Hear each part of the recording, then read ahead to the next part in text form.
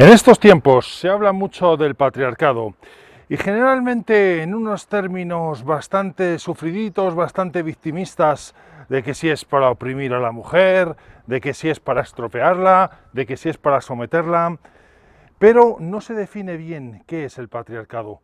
Por eso, en este vídeo me propongo intentar definir qué es el patriarcado y una cosa muy importante, por qué surge y por qué ya no existe.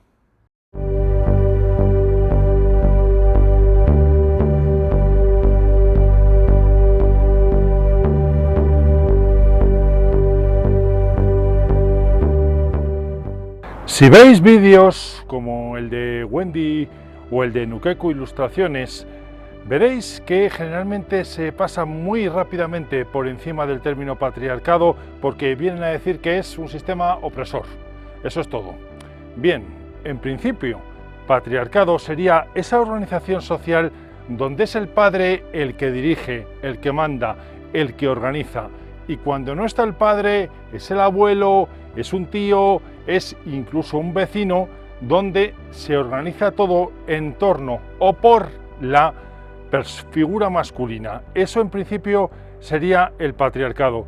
Según dice en su vídeo Wendy, recogiendo la opinión de otra autora, los hombres son los que han escrito la historia, las mujeres no la han escrito nada y solo se sabe la primera mitad o la primera versión o la mitad de la historia. Por eso, porque no la han escrito, porque estaban oprimidas o por la razón que fuera, que al final del vídeo me vais a permitir que dé yo una que no es precisamente por opresión ni por nada de eso, pero que al parecer, viene a decir Wendy, los hombres empezaron a adquirir gustillo a eso de esclavizar, porque empezaron primero por las mujeres, más o menos en Mesopotamia, de una forma nada organizada y nada planificada, y después luego siguieron con otros pueblos.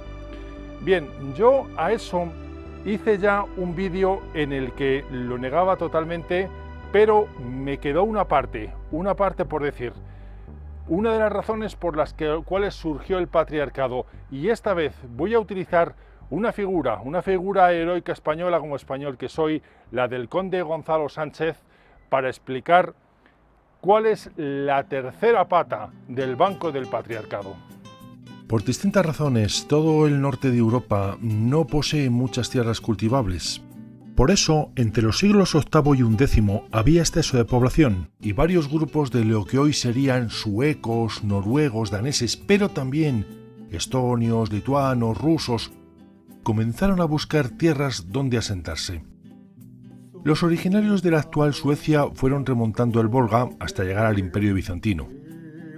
Los provenientes de la actual Noruega navegaron más hacia el norte a las Islas Feroes, Islandia, Groenlandia y Terranova. Y los de Dinamarca se dirigieron más hacia el sur, tomando primero la parte oriental de Inglaterra, donde se asentaron y fundaron pueblos, después a Irlanda, donde con otros normandos fundaron ciudades como Dublín.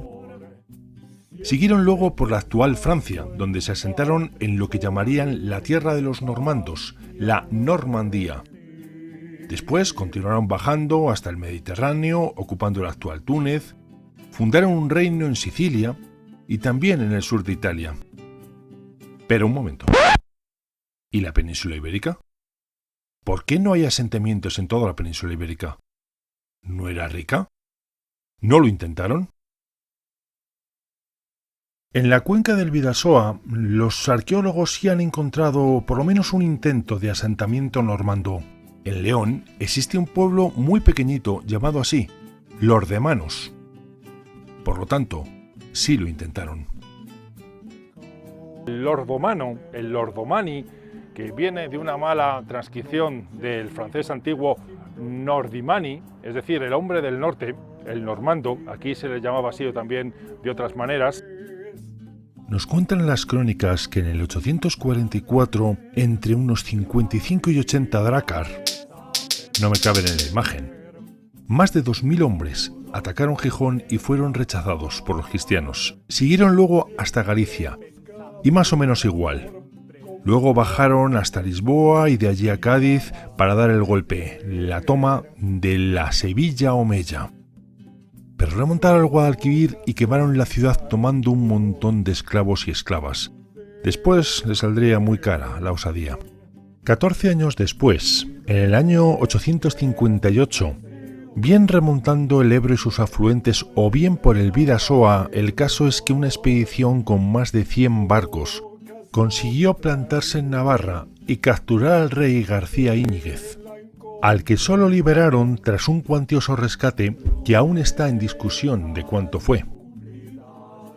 Pero fue en el siglo X cuantos más ataques empezaron a haber, un año tras otro, hasta que en el 966 se produjo el más grande de todos. Empezaron a atacar la costa gallega una vez tras otra y estuvieron un año de ataques. Era un momento muy turbulento en España. El rey Ramiro III tenía 5 años de edad cuando había heredado el trono y no estaba precisamente para gobernar, era un buen momento para eso. Dicen que estuvieron un año por la península ibérica atacando aquí y allá y después otro año ya más o menos acampados, aunque no mucho.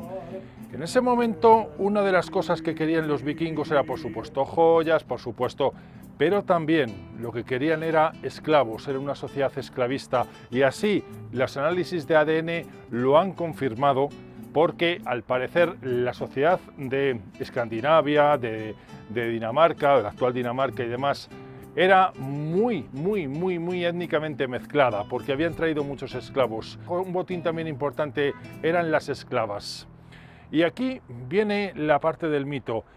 El conde Gonzalo Sánchez, que existió realmente, decidió que había que acabar con esto como fuera y reunió a todos los vasallos que pudo o a todos sus vasallos para una enorme expedición. Al parecer, cosa que dudo, un campesino se le acercó y le pidió que le trajera a su hija, que se lo habían llevado los lordomanos. El conde Gonzalo dijo que le traía a la hija y las manos del hombre que la tocó. En principio eso es harto dudoso porque no existía la fotografía, por lo tanto el conde Gonzalo, aun suponiendo que esa entrevista hubiera tenido lugar, no sabría cuál era la mujer que tenía que traer.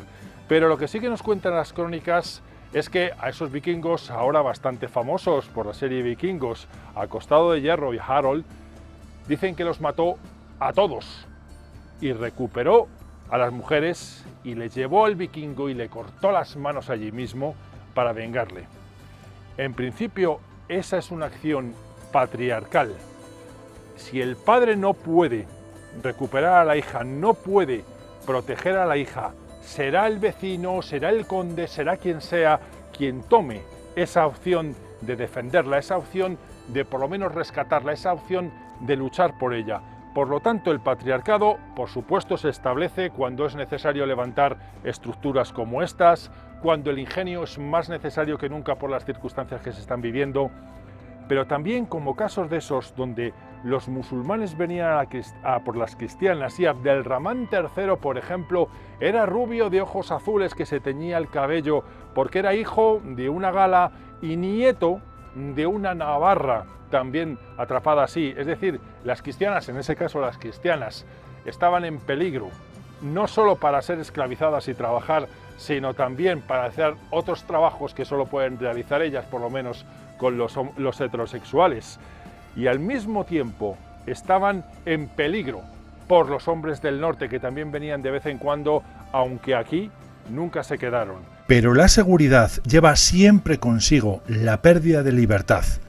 Porque si tú sigues haciendo lo que te gusta, terminas haciendo lo que quieres y de ese modo te vuelves predecible. Esa pérdida de libertad la han constatado incluso grandes dirigentes políticos como Nelson Mandela. Se protege mejor a la niña sabiendo siempre dónde está. Por supuesto, esta es la versión que dan los clérigos, que dan las crónicas escritas por hombres. Pero como decía al principio, ¿por qué razón no tenemos una versión de las mujeres? Siempre se ha dicho que porque las mujeres no sabían leer, pero eso no es cierto. Por lo menos en la Edad Media quienes sabían leer eran los clérigos y las mujeres nobles que estaban con ellos. Y así tenemos el famoso pendón donde nos cuenta la invasión de Inglaterra, donde está escrito y ese fue tejido por mujeres, y tenemos el testimonio de algunas mujeres, no muchas, pero por alguna razón lo de escribir no es algo que vaya tanto con el sexo femenino. Yo he hablado con mujeres muy cultas que saben escribir, que tienen que escribir muchas veces, que tienen que redactar informes y lo tienen que hacer en varios idiomas, pero el contribuir, por ejemplo, a la Wikipedia no es algo que les llame la atención. El 9% son mujeres las que escriben en Wikipedia, lo demás son hombres. Si queréis verlo, aquí os dejo el enlace donde el vídeo, donde hablo precisamente de eso, de Wikipedia, y por lo tanto, en mi opinión, el patriarcado no es necesario y la historia, si la han escrito los hombres, es porque las mujeres no han querido escribirlas. Os lo dejo aquí, como digo.